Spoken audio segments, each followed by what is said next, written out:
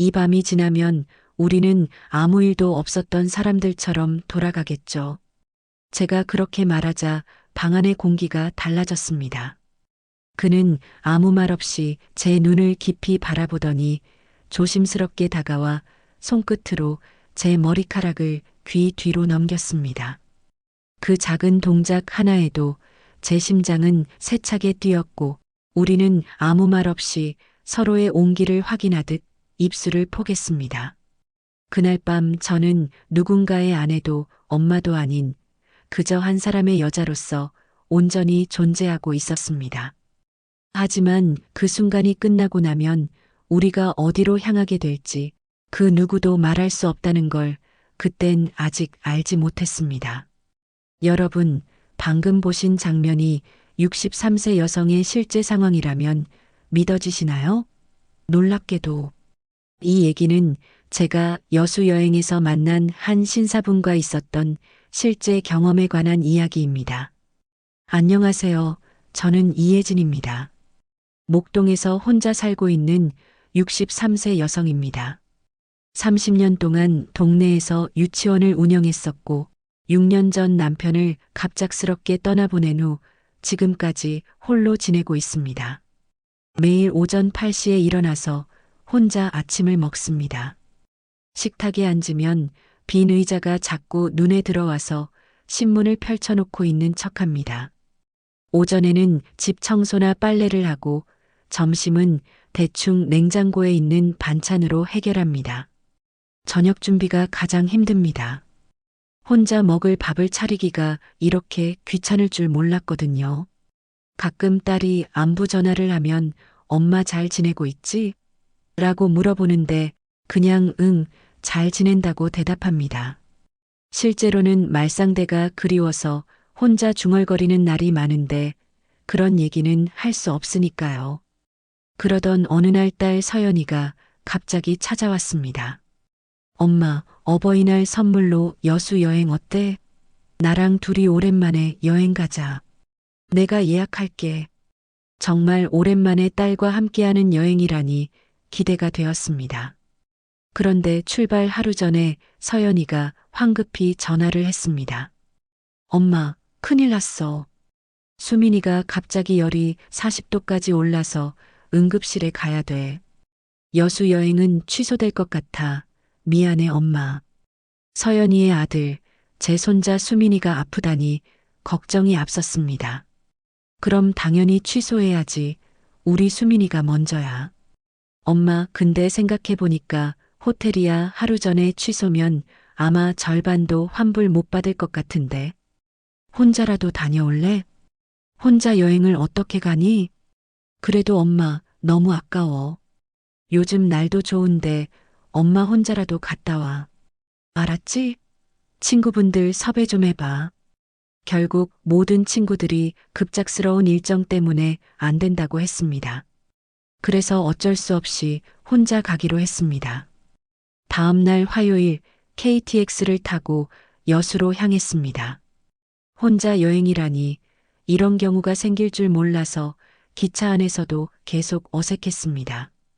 엑스포역 근처 좋은 호텔에 도착하니 깔끔하고 규모가 컸습니다. 체크인을 하고 방으로 올라가는데 복도에서 한 남자분과 마주쳤습니다. 안녕하세요. 그분이 먼저 인사를 건넸습니다. 키가 177cm 정도 되어 보였고 깔끔하게 빗어 넘긴 회색 머리가 인상적이었습니다. 처음 오셨나요? 네, 그런데 어떻게 아세요? 표정에서 보여요. 저도 처음 왔을 때 그랬거든요. 낯선 남자가 말을 거는 게 조금은 불편하게 느껴져 얼른 방으로 들어와 버렸습니다. 저녁 식사 시간에 호텔 레스토랑으로 내려갔는데 웬걸 혼자 온 손님이 저뿐이었습니다. 가족들이나 커플들만 보이니까 괜히 민망했습니다. 손님 정말 죄송하지만 오늘 예약이 많아서 식당 이용하고 싶으시면 테이블을 합석해도 괜찮으실까요? 대신 드신 금액에서 20% 할인해 드리겠습니다. 배가 고프기도 했고 지금 나가서 식당을 찾기도 뭔가 귀찮아 직원의 제안을 받아들이기로 했습니다. 그때 직원이 가리킨 곳을 보니 복도에서 만났던 그 남자분이 혼자 앉아 계셨습니다. 또 만나네요. 김태호라고 합니다. 이예진입니다. 식사를 시작하는데 어색한 침묵이 흘렀습니다. 그런데 태호 씨가 먼저 말을 꺼냈습니다. 어디에서 오셨어요? 저는 서울에서 왔어요. 저도 서울에서 왔는데 혹시 어디 사세요? 초면에 사는 동네까지 물어보는 것 같아 잠시 망설였지만 대답해 줬습니다. 저는 목동에 살아요. 그러세요? 저는 강서구 화곡동에 살아요. 그래, 안 멀네요. 혹시 어떤 일 하셨어요? 유치원을 했었어요. 태호 씨는요? 은행에서 지점장을 했습니다. 그 순간 뭔가 친근감이 느껴졌습니다. 멀지 않은 동네에 사는 데다 둘 다 사람을 많이 만나는 일을 했으니까요. 침묵이 살짝 흐른 후 그가 입을 열었습니다. 그런데 여수에는 왜 혼자 오셨어요? 부군께서는 동행 안 하시고. 저 6년 전에 사별했어요. 딸이 여행 가자고 했는데 손자가 갑자기 아파서 혼자 오게 된 거예요. 정말 죄송해요. 괜히 물었네요. 아니에요. 이제 많이 괜찮아졌어요. 그나저나 태호 씨는 어째서 홀로 오신 거죠? 사실 저도 아내와 사별한 지 4년 됐습니다. 처음에는 정말 힘들어서 거의 삶을 포기하고 싶었었는데 여기저기 바닷가로 여행 다니면서 조금씩 극복하는 중이에요. 씁쓸하게 웃는 그의 미소에 뭔가 마음 한구석이 저려왔습니다. 배우자를 잃은 그 아픔을 누구보다 더 잘 알기에 그 쓸쓸한 표정이 제 가슴을 파고들었습니다. 침묵 끝에 그가 입을 열었습니다. 내일 스케줄 어떻게 계획하셨어요? 사실 딸이 계획을 짜놨던 터라 저는 어디 갈지 아무 계획이 없었습니다. 우물쭈물하고 있었더니 갑자기 혹시 불편하시지 않으시다면 저와 함께 내일 여수를 둘러보실래요? 저는 이상하게 거절할 수가 없었습니다. 그럴까요? 좋아요. 너무 빨리 대답한 제 모습이 부끄러웠어요. 하지만 태호 씨는 환하게 웃었습니다. 그럼 내일 아침에 조식 먹고 9시에 호텔 로비에서 만나실까요? 그렇게 우리는 다음날 아침에 호텔 로비에서 만나기로 했습니다. 방으로 돌아가는 길에 이상한 기분이 들었습니다. 오랜만에 누군가와 제대로 된 대화를 나눈 것 같아서 기분이 좋았어요. 다음날 아침 저는 샤워를 하고 한참 옷을 고른 후 꼼꼼하게 기초 화장을 바르고 오랜만에 화장을 했습니다. 한참을 그렇게 화장대 앞에서 열심히 꾸미다가 제 스스로 놀랐어요. 내가 왜 이렇게 신경을 쓰지? 호텔 조식당에서 태호 씨를 보자 환하게 웃으며 반기는 모습에 마음 한편이 따뜻해졌습니다. 어제 잘 주무셨나요? 네, 오랜만에 바다 소리 들으며 잠드니까 좋았어요. 태호 씨는요? 저도 그랬어요. 오늘 화사하시네요. 소녀 같으시고. 태호 씨의 그 말 한마디에 얼굴이 화끈 달아올랐습니다. 조식을 어떻게 먹었는지 모를 정도로 심장이 두근거렸어요. 우리 오늘 오동도 가시는 거 어떠세요? 그 유명한 오동도요? 좋아요. 오동도로 가기 전 여수 해안도로를 걸었습니다. 바다가 정말 예쁘네요. 사진 찍어 드릴까요? 그럼 태호 씨도 찍어 드릴게요. 서로의 사진을 찍어주며 자연스럽게 가까워졌습니다. 그때 지나가던 젊은 커플이 저희를 보더니 말했습니다. 두 분 보기 좋아요. 같이 찍어 드릴까요? 저는 수줍어서 대답 못하고 있었는데 태호 씨가 남자답게 말하더군요. 아이고, 감사합니다. 부탁 좀 드릴게요. 우리는 어색하게 함께 서서 사진을 찍었습니다. 오후에는 오동도에 갔습니다. 동백열차를 타고 섬을 일주하는데 둘이 나란히 앉아 창밖의 바다 풍경을 구경했습니다. 오동도가 정말 아름답네요. 그러게요. 혜진 씨처럼 보이네요. 그의 갑작스러운 한마디에 또 얼굴이 빨개져 버리고 말았습니다. 에이, 무슨 소리세요? 진심이에요. 혜진 씨는 이 아름다운 풍경처럼 곱고 우아하세요. 이런 말을 들은 게 언제였을까요? 가슴이 두근거려서 어떻게 반응해야 할지 모르겠었습니다. 저녁 시간이 되자 그가 제안했습니다. 우리 낭만포차 가볼래요? 아, 거기는 젊은 사람들이 가는 곳 아닌가요? 에이, 그런 게 따로 있나요? 우리는 여수에서 젊은 사람들이 많이 간다는 낭만포차에 갔습니다. 신선한 회를 먹으며 소주 한 잔씩 기울였습니다. 혜진 씨, 솔직히 말씀드리면 아내를 떠나보낸 후 이렇게 편안한 기분을 느낀 건 처음이에요. 혜진 씨와 함께 있으니까 외롭지가 않아요. 제 마음도 똑같았습니다. 저도 그래요. 태호 씨랑 이야기하니까 시간 가는 줄 모르겠어요. 식사 후 둘이서 여수 해상 케이블카를 탔습니다. 밤이 되니 여수시의 불빛이 바다에 반사되어 정말 아름다웠습니다. 우와, 이게 바로 여수 밤바다구나. 제가 감탄하자 태호 씨가 말했습니다. 혜진 씨, 여수 밤바다 노래 아세요? 네, 유명한 노래죠. 그러자 태호 씨가 스마트폰을 꺼내더니 그 노래를 틀었습니다. 버스커 버스커의 여수 밤바다가 그의 핸드폰 스피커를 통해 흘러나왔습니다. 케이블카 안에서 둘이서 그 노래를 들으며 여수 야경을 바라보는데 이런 순간이 꿈만 같았습니다. 이 노래 들으니까 더 예쁘네요. 정말 그래요. 노래와 풍경이 완벽하게 어울려요. 제가 감탄하며 창밖을 바라보고 있는데 갑자기 태호 씨가 제 손을 살며시 잡았습니다. 혜진 씨와 함께 보니까 저에게는 세상에서 가장 아름다운 풍경이에요. 태호 씨의 목소리가 떨렸습니다. 그 순간 제 심장이 쿵쾅쾅거렸습니다. 이런 감정을 느낀 게 정말 오랜만이었습니다. 태호 씨, 저도 모르게 그의 이름을 불렀습니다. 케이블카 안에서 둘만의 시간, 여수 야경과 함께 흐르는 음악, 그리고 우리 두 사람. 이 모든 게 한편의 영화 같았습니다. 태호 씨가 제 얼굴을 바라보며 말했습니다. 혜진 씨, 이런 말씀 드려도 될까요? 혜진 씨를 만나고 나서 제 마음이 다시 뛰기 시작했어요. 너무 짧은 시간이라 제가 미친 놈처럼 보일 수도 있겠지만 상관없어요. 그의 갑작스러운 고백에 제 심장이 터질 것 같았습니다. 황당했지만 뭔가 짜릿하면서 너무 감동적이었어요. 케이블카에서 내려와 호텔로 돌아가는 길에 바닷가를 걸었습니다.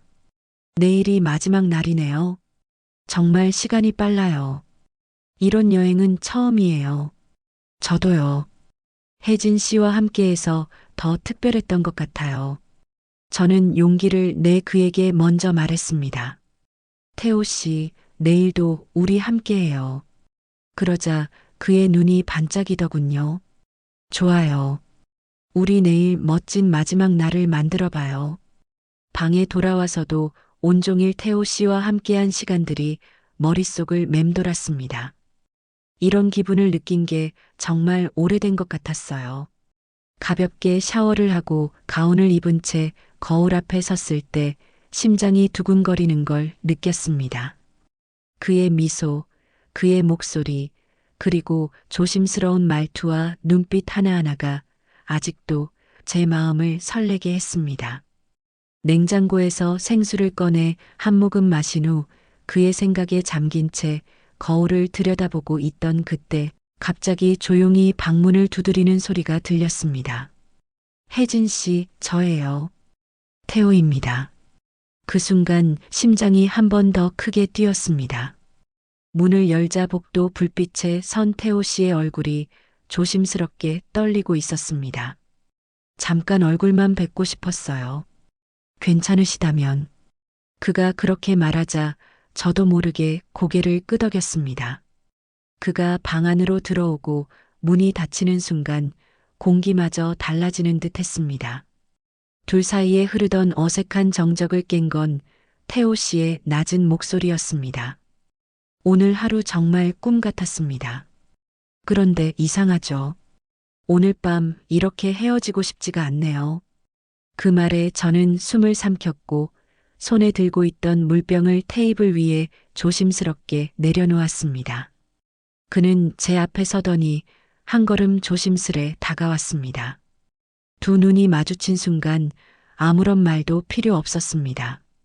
그가 천천히 제 손을 잡았습니다. 그 손길은 조심스러웠지만 따뜻하고 진심이 담겨 있었습니다.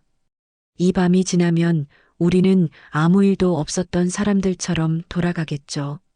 하지만 그러기엔 제 마음이 너무 커져버렸는데 혹시 지금 저를 받아줄 수 있나요?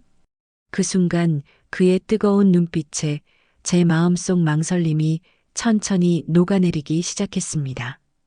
저는 입술을 꽉 깨물고 잠시 침묵하다가 말했습니다. 그래요. 저를 안아주세요. 제가 이런 말을 하다니. 제 평생 이런 적이 없었는데 마치 무언가에 홀린 것처럼 저는 그렇게 대답했습니다.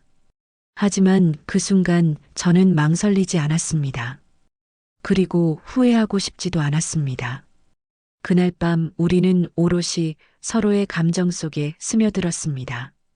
마치 젊은 연인처럼, 신혼의 부부처럼 우리는 그 밤을 꽉 채웠습니다. 방 안은 열기로 가득했고 우리의 숨소리만이 고요한 침묵을 간간히 깨뜨릴 뿐이었습니다. 그런데 새벽 6시쯤 갑자기 휴대폰이 요란하게 울렸어요. 딸 서연이었습니다. 엄마, 큰일 났어. 수민이가 밤새 배 아프다고 하더니 새벽에 갑자기 의식을 잃었어. 지금 119 불러서 병원 가는데 의사가 맹장이 터졌다고 응급수술 들어간대. 서연이의 목소리가 떨렸습니다. 머리가 하얘졌습니다. 손자가 응급수술을 한다니. 어느 병원이야? 강남 세브란스야. 엄마, 나 무서워. 빨리 와줄 수 있어? 지금 당장 갈게. 엄마, 내가 KTX 예약할게. 6시 45분 여수발 열차 있어. 간단히 준비해서 택시 타면 간신히 맞출 수 있어. 저는 다른 생각할 새 없이 급하게 짐을 쌌습니다.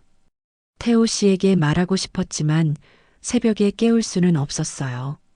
8시에 조식당에서 만나기로 했는데 그때까지 기다릴 수도 없었습니다.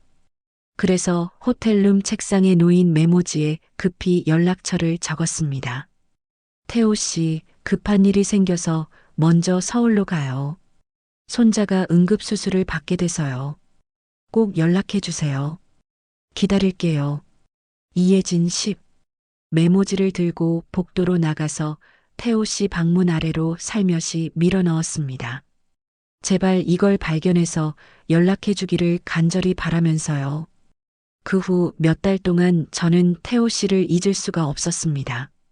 여수에서 함께했던 이틀이 너무나 소중한 시간이었거든요. 매일 아침 일어나면 혹시 태호 씨한테서 연락이 왔을까 휴대폰을 확인했습니다. 하지만 매번 실망만 했습니다. 아무것도 없는 화면을 보면 마음이 허전해졌어요. 처음 한 달은 그래도 괜찮을 거라고 생각했어요.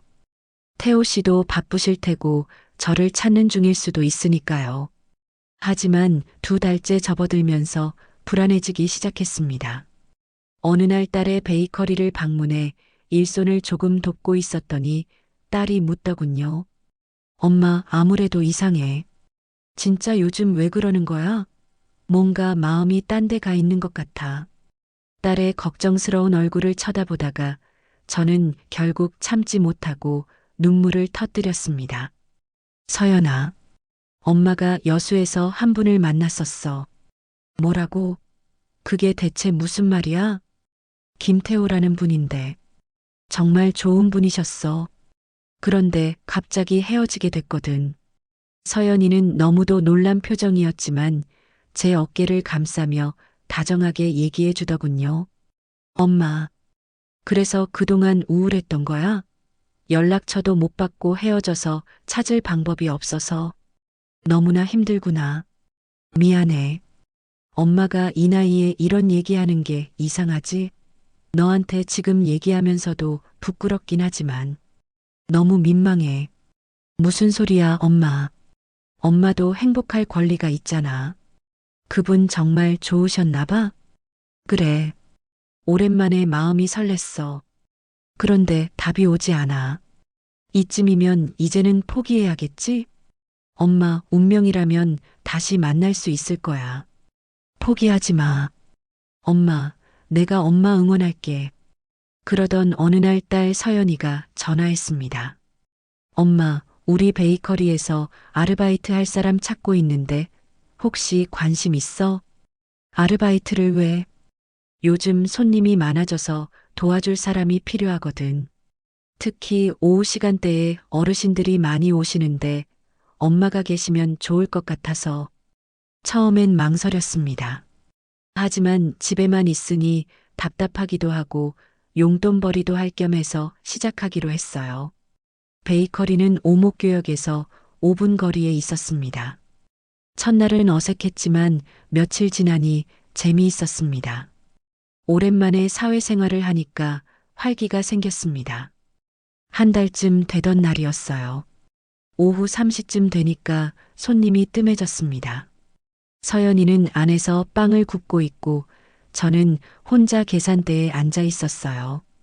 그때 문이 열리면서 한 남자분이 들어왔습니다. 실루엣만 봐도 어딘가 익숙한데 키가 크고 어깨가 듬직한 모습, 그리고 회색 머리를 깔끔하게 빗어 넘긴 모습이 너무나 익숙했어요. 설마, 설마, 그런 일이? 그분이 천천히 메뉴판을 보다가 고개를 들어 저를 바라봤습니다. 그 순간 시간이 멈춘 것 같았어요. 온몸이 얼어붙으면서 동시에 전기가 흐르는 듯 했습니다. 오랫동안 그리워했던 바로 그 얼굴이었습니다. 꿈에서도 수없이 봤던 그 모습, 바로 태호 씨였어요. 태호 씨, 혜진 씨, 태호 씨의 목소리도 떨렸습니다. 믿을 수 없다는 표정으로 저를 바라보고 있었어요. 제 목소리도 나오지 않을 것 같았어요. 꿈인가 싶어서 눈을 깜빡여 봤는데 여전히 태호 씨가 거기 서 있었습니다. 눈물이 핑 돌았어요. 정말 혜진 씨 맞으시죠? 제가 꿈을 꾸는 건 아니죠? 그의 눈에도 눈물이 맺혀 있었어요. 네, 저예요. 정말 태호 씨 맞아요? 제가 일어서자 다리에 힘이 풀려서 휘청거렸어요. 너무 갑작스러운 일이라 현실감이 없었습니다. 혜진 씨, 정말 혜진 씨구나. 태호 씨가 제 손을 조심스럽게 잡았어요. 여수에서처럼 따뜻한 손이었습니다. 저 정말 미칠 것 같았어요. 6개월 넘게 혜진 씨를 찾았는데, 저도요. 저도 태호 씨를 그렇게 그리워했는데, 이제 눈물을 참을 수가 없었습니다. 그동안 쌓였던 그리움과 아픔이 모두 터져 나왔어요. 울지 마세요. 이제 찾았잖아요. 우리 다시 만났잖아요. 태호 씨는 어떻게 이곳을?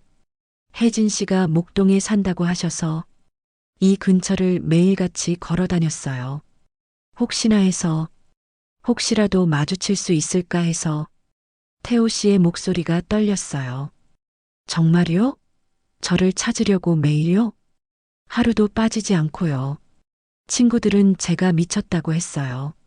하지만 혜진 씨를 포기할 수가 없었어요. 그 말을 듣고 또 눈물이 났습니다. 저를 그렇게까지 찾았다니. 저도 태호 씨 생각만 했어요. 여수에서의 시간이 너무 소중했거든요. 저도 그래요. 혜진 씨와 함께 했던 이틀이 제 인생에서 가장 행복한 시간이었어요. 그날부터 태호 씨는 정말 매일 베이커리에 왔어요. 오후 3시쯤이면 어김없이 나타나서 커피 한 잔 주문하고 가끔 친절하게 손님들에게 빵을 추천해 주기도 하면서 제가 일 끝날 때까지 기다려 주었습니다. 그리고 함께 동네를 산책하거나 가까운 카페에서 차를 마시며 이야기를 나눴어요. 일주일이 지나고 한 달이 지나면서 저희 관계는 자연스럽게 발전했어요. 태호 씨는 정말 신사적이고 배려심이 많은 분이었어요. 어느 날 태호 씨가 조심스럽게 물었어요. 혜진 씨, 우리 이제 공식적으로 사귀는 사이라고 해도 될까요? 제 나이 63세에 이런 말을 들으리라. 제 얼굴이 빨개졌습니다. 네, 저도 그렇게 생각해요. 정말요?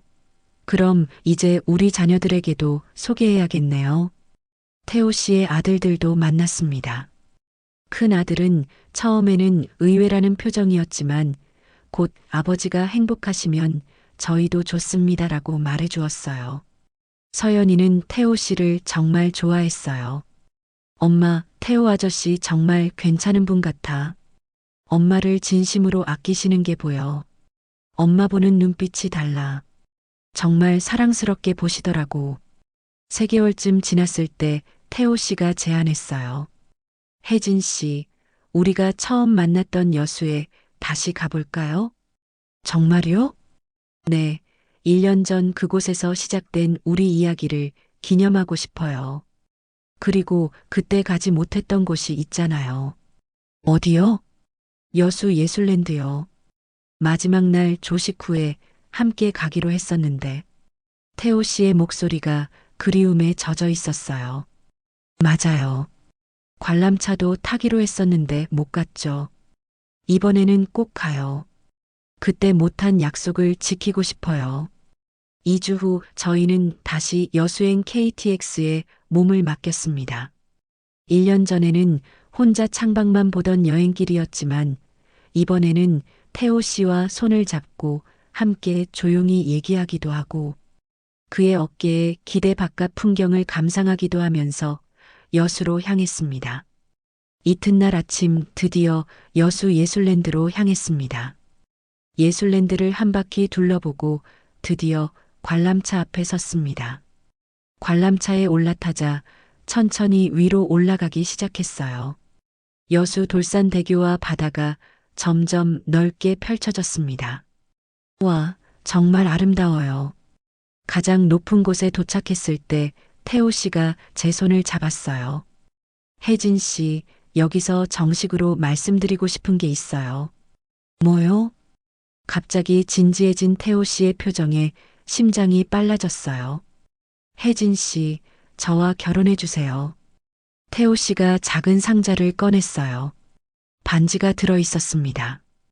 1년 전 이 도시에서 혜진 씨를 만나 제 인생이 완전히 바뀌었어요. 여행 갔다 돌아온 후 혜진 씨를 그리워하면서 깨달았어요.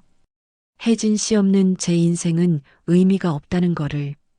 눈물이 핑 돌았어요. 혜진 씨, 남은 인생을 함께 해주세요. 아침에 일어나면 혜진 씨가 옆에 있고 저녁에 집에 들어가면 혜진 씨가 기다려주시는 그런 삶을 살고 싶어요. 네. 제가 울면서 대답했어요. 저도 태호 씨와 함께하고 싶어요. 태호 씨가 제 손가락에 반지를 끼워 주었어요. 딱 맞았습니다. 사랑해요, 혜진 씨. 저도 사랑해요, 태호 씨. 관람차 안에서 우리는 살포시 입을 맞췄습니다. 63세와 67세의 늦은 사랑이었지만 그 어떤 젊은 날의 사랑보다 진실하고 깊었습니다. 한 달 후 저희는 아담한 결혼식을 올렸습니다. 화려하지는 않았지만 두 가족이 모두 참석한 따뜻한 결혼식이었어요. 태호 씨는 정장을 말끔히 차려입고 저는 연한 분홍색 발목까지 오는 이브닝 드레스를 입었습니다. 엄마, 정말 예쁘다. 오늘 이 나이에 이런 드레스를 입을 줄 몰랐어. 나이가 무슨 상관이야? 사랑에는 나이가 없는 거잖아. 예식장으로 들어서는데 태호 씨가 제 모습을 보고 눈물을 흘렸어요. 혜진 씨, 정말 아름다워요. 태호 씨도 너무 멋있어요. 67세와 63세의 신랑 신부였지만 그 어떤 젊은 커플보다 행복해 보인다고 하객들이 말해 주었어요. 주례사를 맡은 목사님이 말씀하셨습니다. 사랑은 나이를 묻지 않습니다. 오늘 두 분의 모습을 보니 진정한 사랑이 무엇인지 알 것 같습니다. 서로를 그리워하고 찾고 또 찾아서 만난 운명 같은 사랑이지요. 결혼 서약을 할 때 태호 씨의 목소리가 떨렸어요. 혜진 씨, 남은 생애 동안 당신을 사랑하고 아끼고 보호하겠습니다. 제 목소리도 떨렸어요. 태호 씨, 저도 평생 당신만을 사랑하겠습니다. 결혼 후 저희는 새 보금자리를 마련했습니다. 태호 씨 집과 제 집을 정리하고 둘 다 접근하기 좋은 아파트로 이사했어요. 아침에 일어나면 태호 씨가 커피를 끓여주고 저는 간단한 아침을 준비했습니다. 여보, 오늘도 베이커리 가나요? 네, 서연이 혼자 하기 힘들어해요. 그럼 저도 같이 가줄까요? 정말요? 손님들이 좋아하실 것 같아요. 그렇게 태호 씨도 베이커리에서 일하게 되었어요. 저는 계산대와 주문 받기를, 태호 씨는 무거운 것들 나르기와 청소를 맡았습니다. 단골 할머니들이 아이고 부부가 함께 일하니까 참 보기 좋네라고 하며 더 자주 오셨어요. 오후가 되면 함께 동네 산책을 했어요. 손을 꼭 잡고 걸으면서 하루 있었던 일들을 이야기했습니다. 여보, 행복해요. 네, 정말 행복해요. 여보는요? 저도요. 이렇게 행복할 줄 몰랐어요. 지금 저희는 결혼한 지 2년이 되었습니다.